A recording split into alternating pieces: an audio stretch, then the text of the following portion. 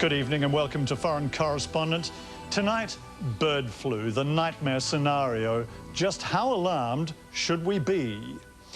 H5n1 sounds harmless enough, but this lethal mutating virus has the potential to kill millions of people. It's a variety of bird flu, and it's already claimed more than 50 victims across Asia. But now the virus is changing in ways that suggests it may be adapting to humans. And the World Health Organization's warning that bird flu could trigger a global influenza pandemic.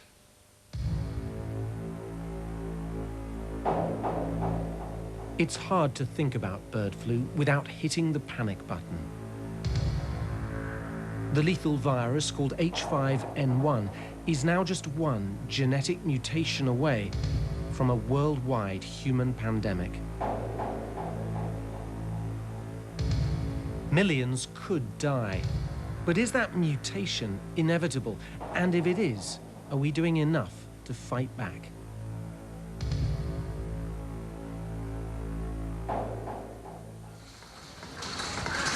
Central Thailand, last September. An 11-year-old girl is brought to hospital in a critical condition. She has only 3 hours left to live. No one is aware that her case is about to set alarm bells ringing around the world.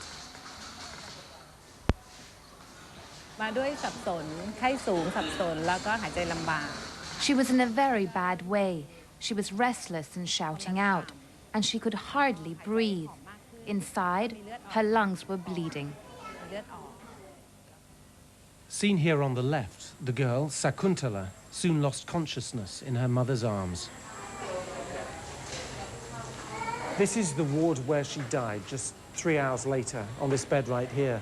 At the time, the doctors had no idea they were dealing with bird flu, nor that a worldwide pandemic was alarmingly close to starting in this hospital. This is where Sakuntala caught the bird flu virus, in a village once filled with the sound of squawking chickens. She played here alongside the birds until they started to die. It's rare for humans to catch bird flu, but it can happen. The difference here is what the virus did next. It was 2 days after Sakuntala's funeral when her mother fell ill. She lives in the city, not here, but she'd come to the hospital to be with her daughter. She held her in bed until she died. Within days, the mother was dead too. But crucially, she'd had no exposure to the infected chickens. She must have caught the virus as she cradled her dying child, something never seen before.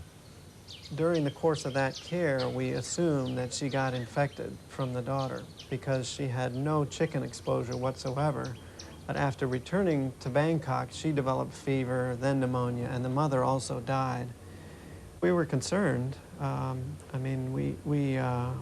We rushed around trying to make sure that we got the samples from the mother's body so that we could get our best chance of getting that virus. Scott Dowell had been dreading this moment for years.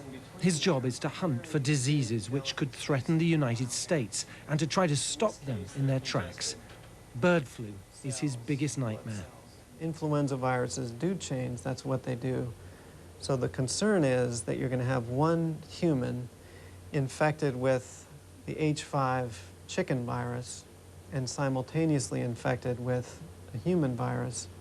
And the chicken virus is going to pick up the part of the human virus that allows it to be efficiently transmitted from person to person. But this time, the world was lucky. The virus had learned to spread between humans, but not easily, not enough for a pandemic.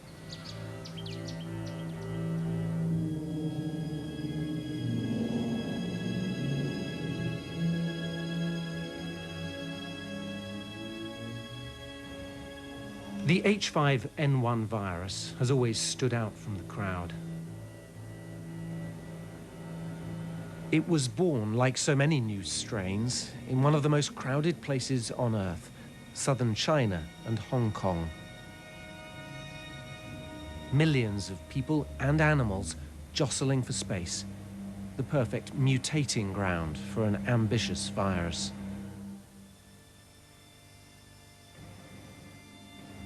H5n1 first surfaced in 1997 in Hong Kong and quickly proved staggeringly lethal. It killed 6 people and prompted the authorities to destroy 1.5 million chickens in the hope of eradicating the virus. But it didn't work. You can see that it has changed so much because it has markedly increased its geographical extent.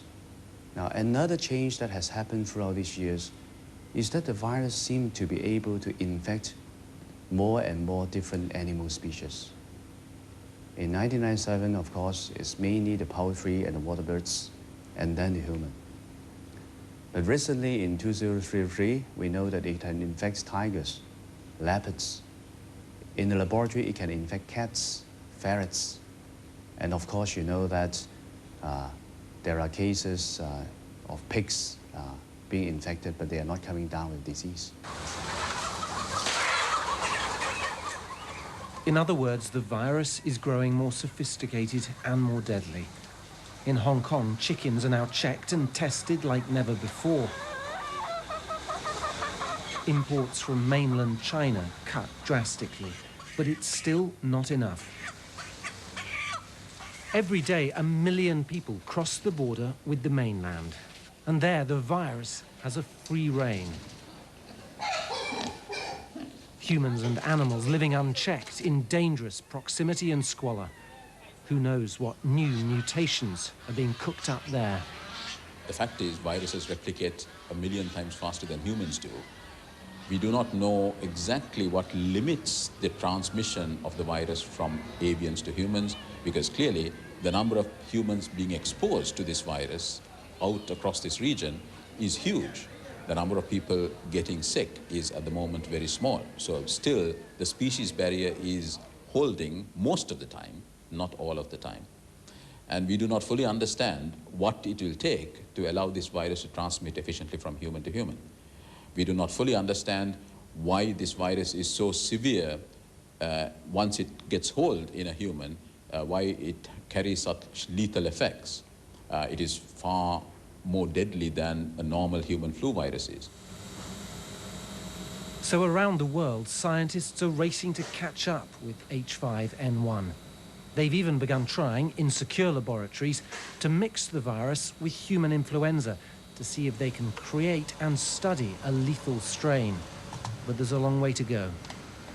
When you look at the geographical extent of the spread of the virus in poultry populations, which is at the moment the source of the infection to humans, and the fact that it seems unlikely that we'll be able to eradicate the virus from these poultry populations in the short term, I think it is quite concerning that we are giving this virus too much time to try it on the human host.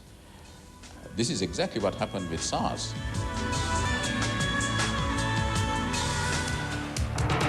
We are well prepared. SARS hit Hong Kong in 2003. We've stayed vigilant against SARS. Public warnings about the new SARS virus, which had emerged from mainland China and caused panic. Another mutation crossing over from animals to threaten the world. For a while, a pandemic seemed very likely. Even when that didn't happen, SARS showed quite how easily a virus could go global. Today, the 9th floor of Hong Kong's Metropole Hotel is famous for all the wrong reasons. A Chinese guest in room 911 infected 8 others along this corridor. They then took the virus home to their own countries. One man in one hotel room here spread the contagion round the world, to Vietnam, to Singapore, even to Canada. It's small wonder that those battling to prevent a bird flu pandemic are feeling so worried. If it gets out of an initial focus to involve a major city or a couple of major cities anywhere in Asia, I think the possibility of being able to stop its spread from there on is pretty low.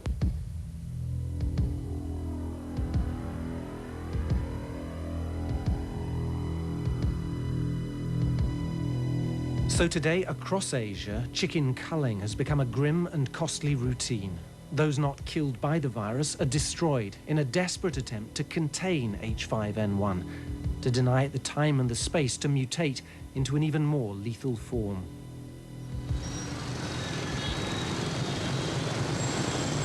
But there are gaping holes in this strategy. Above all, in poor countries like Vietnam, where the virus is now disturbingly well dug in. Over the past year, more than 30 people here in Vietnam have been killed by the bird flu. That's more than in the rest of the world put together. So if this constantly mutating H5n1 virus really is a time bomb, then it's here that the clock is ticking loudest.